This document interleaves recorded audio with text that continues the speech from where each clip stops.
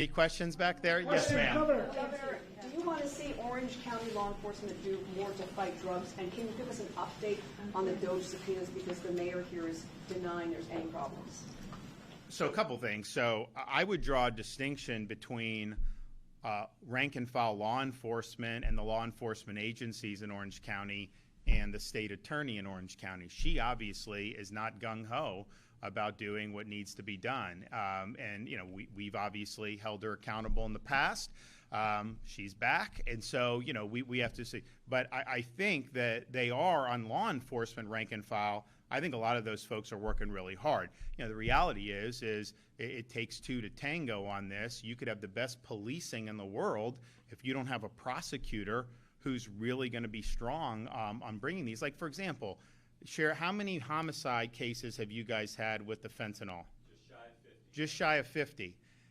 If that were in Orange County, would they have a chance to have gotten all those charges, homicides? No way, right? She just wouldn't do it. Her approach is a liberal approach to, I would say, fighting crime. To basically, her approach is to not be as strong as we need to be, and to have a thumb on the scale in favor of the defendants. So these guys are bringing people to justice. They're treating them like the murderers that they are in Seminole and Brevard and in other parts of Florida.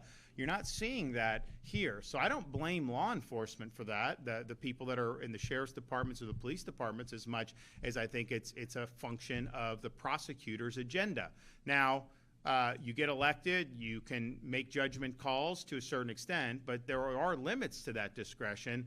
And when these prosecutors, Soros-backed, have done where they've exceeded their discretion and ended up neglecting core duties, you know, I've removed them from their posts. And that's something that I have no doubt that what we've done in that regard has saved lives. I have no doubt that it's saved lives, 100%. So we're going to be ready, willing, and able to do what we need to do. But let's do, yes.